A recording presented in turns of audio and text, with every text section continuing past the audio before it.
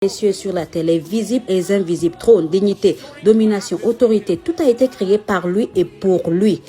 Il est le Seigneur des Seigneurs, le Dieu grand, fort et terrible, qui ne fait point acception des personnes. Il est l'alpha et l'oméga, celui qui est, qui était et qui vient, le tout-puissant. Il est Dieu et il n'y en a point d'autre. Il est Dieu et nul n'est semblable à lui. Il est le rocher, ses œuvres sont parfaites car toutes ses voies sont justes. C'est un Dieu fidèle et sans iniquité. Il est juste et droit. Il est bon, il pardonne, il est plein d'amour pour tous ceux qui l'invoquent. Il est Père de tout ce qui est au-dessus de tous et parmi tous et en tous. Il n'est point un homme pour mentir, ni fils d'un homme pour se repentir. Ce qu'il a dit, il le fera. Ce qu'il a déclaré, il l'exécutera. Tout est possible à lui.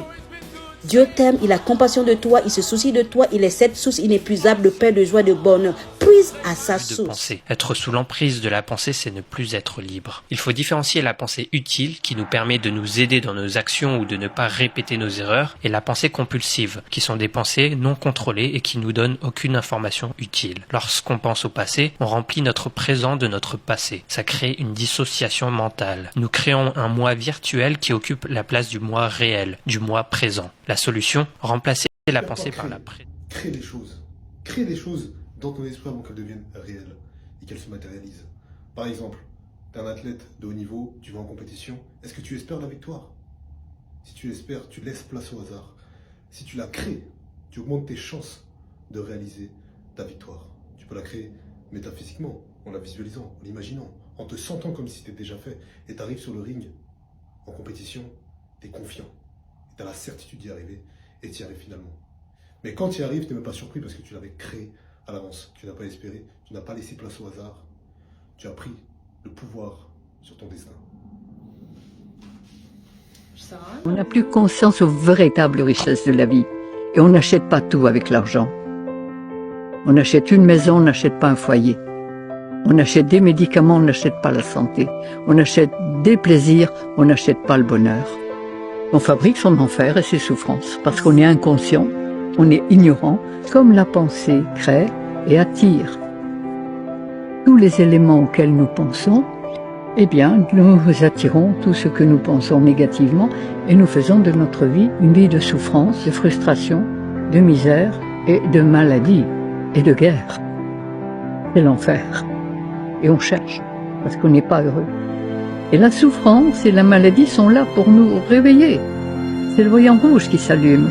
Et plus on souffrira, plus on va chercher, on va se dire, alors on va accepter dans un premier temps ce qui nous est proposé, mais au bout de quelques temps on se rend compte que ça ne marche pas. Donc à l'heure actuelle, le monde entier est en train de chercher et se rend compte qu'il y a autre chose. Plus vous donnerez, plus vous recevrez. Plus vous donnerez du bon, plus vous recevrez du bon.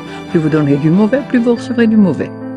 Chacun de nous est créateur de son existence et de sa vie. Vous souhaitez changer votre vie? Alors il faudra commencer par changer vos pensées.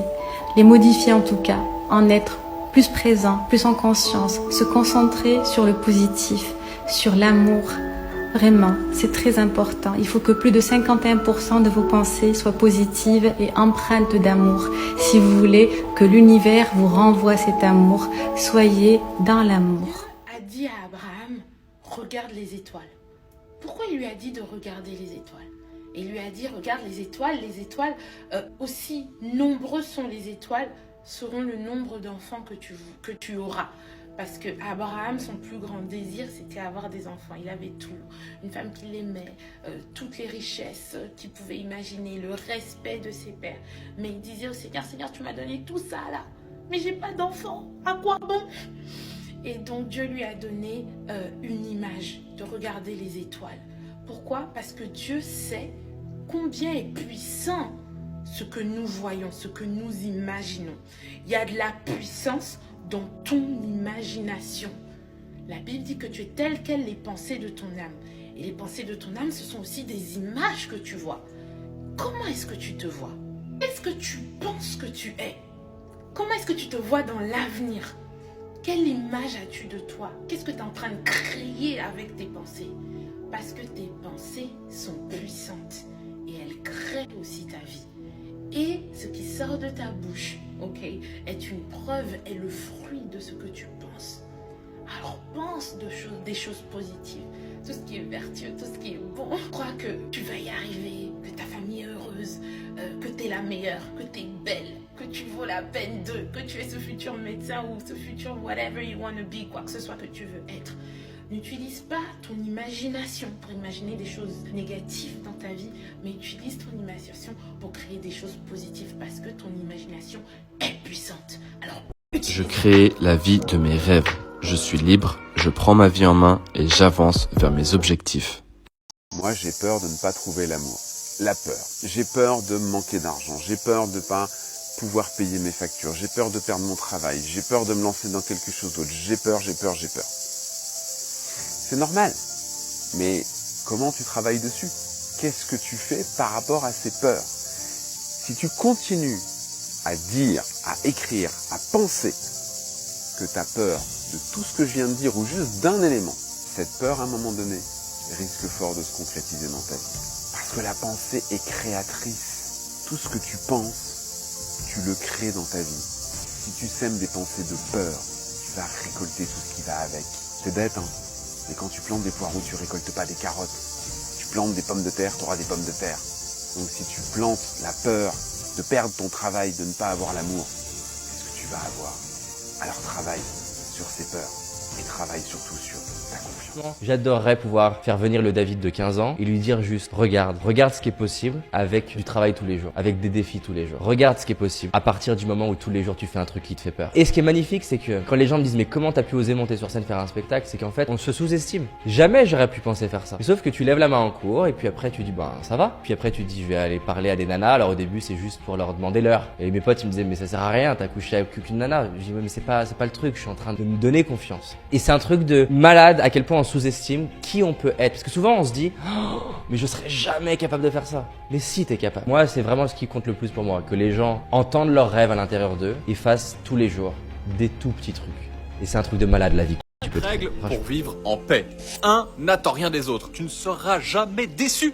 Et s'ils t'apportent du bon, alors c'est la cerise sur le gâteau. 2. N'accepte aucune relation toxique. Que ce soit au niveau pro, perso ou amoureux, le degré de toxicité accepté est de 0. Laisse les gens cracher leur venin entre eux.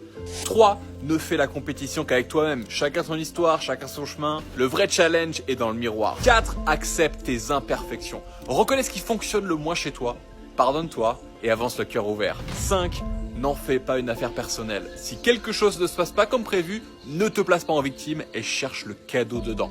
La paix est dans le détail. La vie que nous choisissons. Qui est ici dans cette salle, un peu lumière dans la salle s'il vous plaît, qui est avec moi dans cette pensée? Qui pense que nous avons la vie que nous choisissons? Magnifique. Et qui pense que nous avons les résultats que nous méritons? Magnifique, on n'a que des vainqueurs. J'ai vu quelques mains baisser. Alors, il y a plusieurs cas de figure, en général 2. C'est, on ne connaît pas l'intervenant, si je lève la main, le gars il risque de m'amener ici sur scène, je prends pas le risque. Ou tout simplement, eh bien on pense qu'on n'a pas choisi la vie que nous avons. Alors, nous avons la vie que nous choisissons, est-ce réel, est-ce vrai? Eh bien je ne sais pas, parce que dans cette situation, il y a bien quelqu'un qui a choisi, c'est le conducteur du 4x4.